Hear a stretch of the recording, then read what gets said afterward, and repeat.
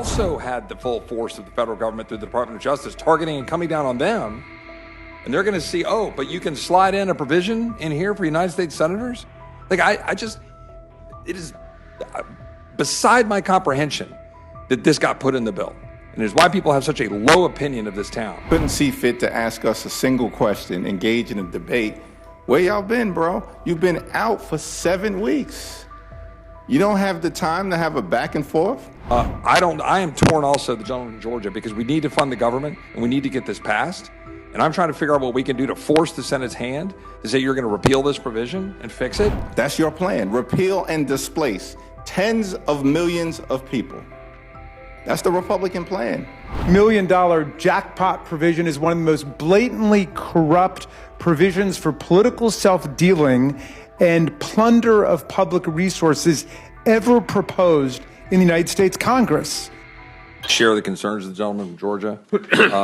I do not think that this provision should have been inserted. It certainly shouldn't have been inserted at the 11th hour without deliberation and back and forth. I do believe that the gentleman's correct. There were Democrats and Republicans involved with it.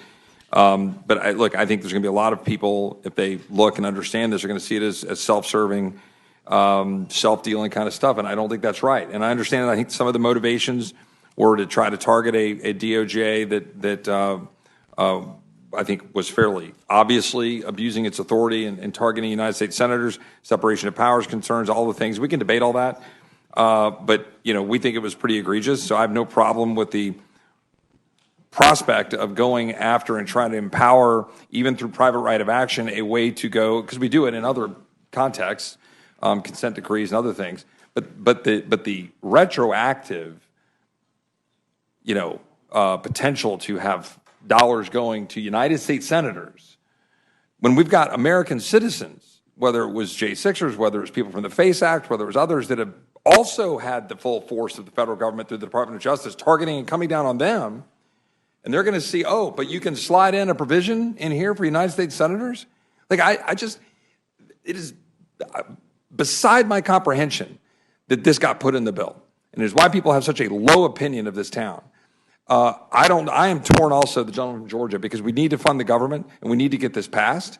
And I'm trying to figure out what we can do to force the Senate's hand to say you're going to repeal this provision and fix it. It's very interesting that my colleague from Texas wanted to sit there and lecture both Catherine Clark and I, but couldn't see fit to ask us a single question, engage in a debate. Where y'all been, bro? You've been out for 7 weeks. You don't have the time to have a back and forth? We hear you rant for a few minutes, basically threaten to repeal the Affordable Care Act and then don't want to defend that position? You should feel free to defend that position. You've done it 70 times. And if you think that's on the right side of the American people, then fine. That's your plan. Repeal and displace tens of millions of people. That's the Republican plan. And what I don't understand is why my colleague cut and run. I'm sitting right here. Catherine Clark is right here. Hopefully, Madam Chair, we can have a back and forth as opposed to just being lectured to by our Republican colleagues. I've got an amendment to delete Section 213. This $1 million jackpot provision is one of the most blatantly corrupt provisions for political self-dealing and plunder of public resources ever proposed in the United States Congress. And we're watching it happen in real time. It was said that the Roman Senate was so corrupt, so drenched in bribery and private self-enrichment, that the senators were actually as corrupt as Julius Caesar and as Caligula, the tyrannical maniac.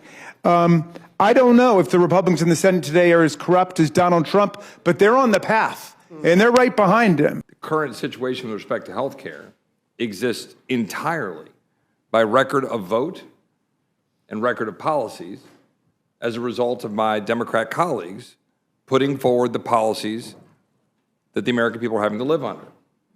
Entirely. They broke the system, and then they come here saying that we own it if we don't throw more subsidies pour more diesel on the fire to the fire that they started. That's what's happening right now. That's what for the American people to understand. Insurance companies. Bail out Argentina. Insurance companies, 1,032% stock prices up since 2010. 448% up from 2013. 85% of the revenues for insurers come from the federal government. What my Democratic colleagues are proposing is an insurance company enrichment scheme. It's literally what they're doing, is printing money in the Treasury and giving it to insurance companies. That's their solution for healthcare. Enriching insurance companies that are the very people that are telling the American people which care they can get and not get. There's no chance for an American to go to the doctor of his or her choice.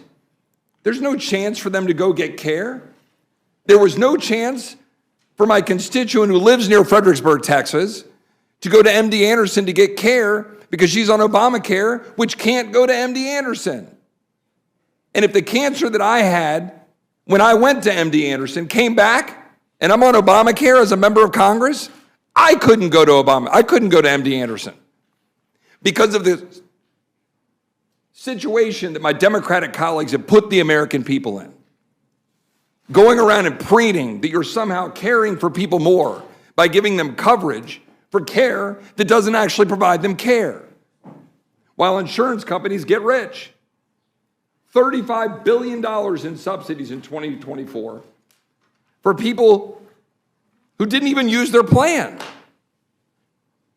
It's absolutely unconscionable. That is right. That is the correct word. It is unconscionable what we have done to the healthcare system, destroying it for the American people so that they can't get the care of their choice. That's what's happened. And now you hold the government hostage for 45 days and then try to come lecture Republicans about it when you've been holding the American people hostage to a broken healthcare system for 15 years. That's what's been going on.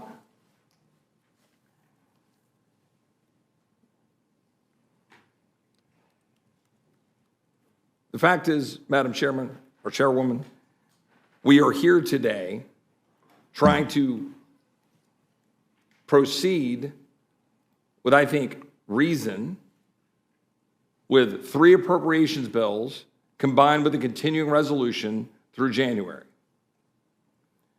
After having tried with reason to fund the government through November 20th so that we can continue the debate on the various issues in question. But our Democrat colleagues refused to do it. And so now we've got the opportunity in front of us to extend, fund government at current levels, roughly flat, trying to stave off the inflation that is the direct consequence of the massive amount of government funding that has been going on by both sides of the aisle, but heavily being promoted from my colleagues here on the other side of the aisle, who want us to throw another $1.5 trillion at it. That's literally what they were saying. It's not a solution. That's just printing more money while trying to go run campaign ads while you shut the government down for very clearly and obviously political purposes.